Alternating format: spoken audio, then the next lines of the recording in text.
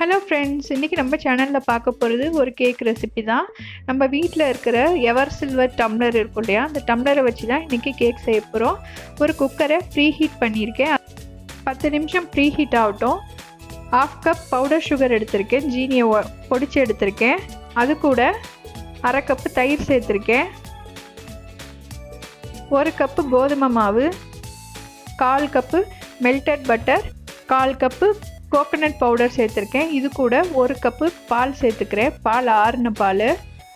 இது எல்லாத்தையும் நல்லா கலந்து விட்டுக்குங்க, கட்டி இல்லாமல் இருக்கணும்.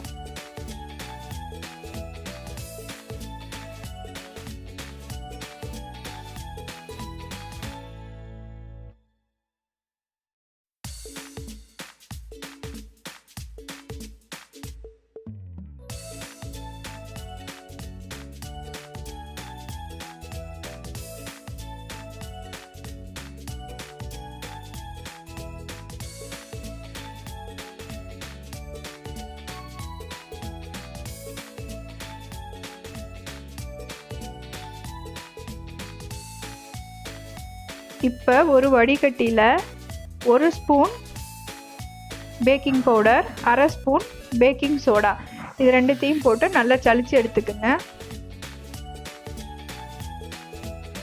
இது கூட 3 கலர் டியூட்டி ஃப்ரூட்டியை நான் சேர்த்துருக்கேன். பச்சை கலர், சிவப்பு கலர், ஆரஞ்சு கலர். இது எல்லாத்தையும் போட்டு நல்லா கலந்து விட்டுக்குங்க. இப்போது மாவு ரெடி ஆயிடுச்சு. 3 டம்ளர் எடுத்துக்கலாம்.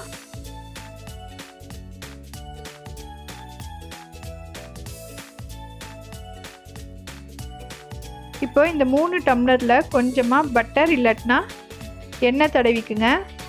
நல்லா சுற்றி தடவிக்குங்க. அப்போ தான் கேக்கில் தட்டும்போது அழகாக வந்து விழும், இல்லாட்டினா உடஞ்சி விழும். அதுக்காக தான் நான் இன்றைக்கி பட்டர் தடவிருக்கேன். பட்டர் தடவினதுக்கப்புறமா கொஞ்சமாக டஸ்டிங்காக கோதுமை மாவை எடுத்து அது ஃபுல்லாக போட்டு கோட் ஆகிற மாதிரி டஸ்டிங் பண்ணிக்குங்க.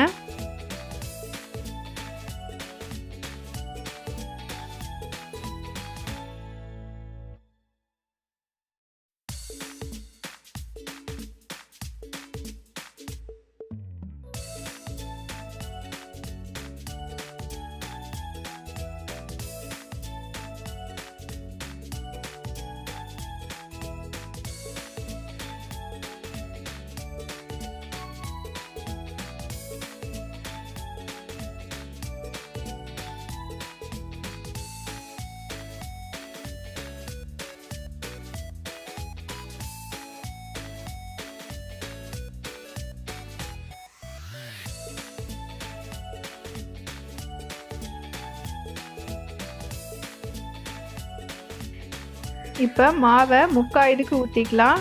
இதில் நான் நிறைய ஊற்றிட்டேன், கொஞ்சம் எடுத்துட்டேன். 1/4 இதுக்கு நீங்கள் ஊற்றுனீங்கன்னா தான் ஃபுல்லாக வரும். ஃபுல்லாக ஊற்றுனீங்கன்னா வெளியிலலாம் வரும். அதுக்காக தான்.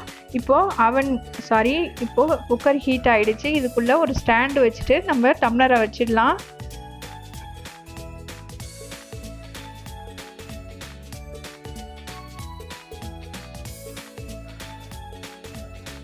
மூடி வச்சுருங்க. கேஸ்கெட் போட்டே மூடி வைங்க. வெயிட் வால்வெல்லாம் போடாதீங்க.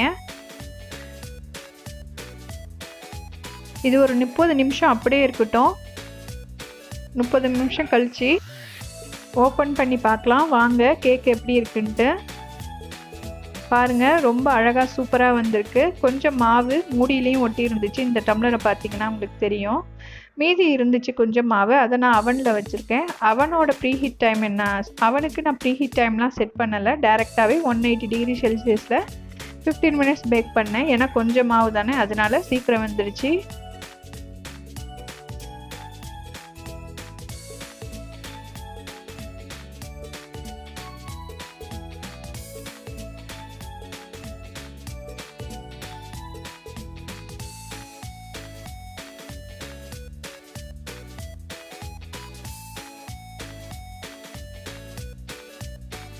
சின்ன குச்சியை வச்சு நம்ம டெஸ்ட் பண்ணியிருந்தோன்னா அழகாக வந்திருக்கும். நான் ஒரு இதில் டக்குன்னு கத்தியை விட்டுட்டேன், பார்த்தீங்கன்னாவே தெரியும்.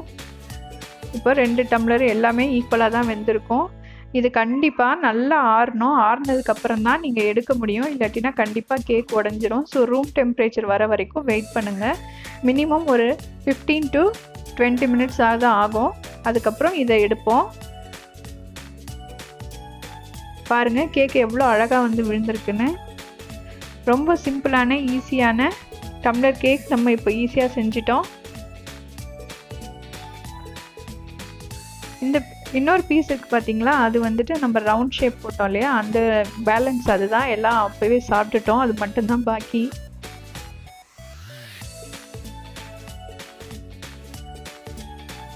நல்ல சாஃப்டான ஸ்பாஞ்சியான கேக் இப்போ ரெடி ஆகிடுச்சு. தேங்க்ஸ் ஃபார் வாட்சிங்.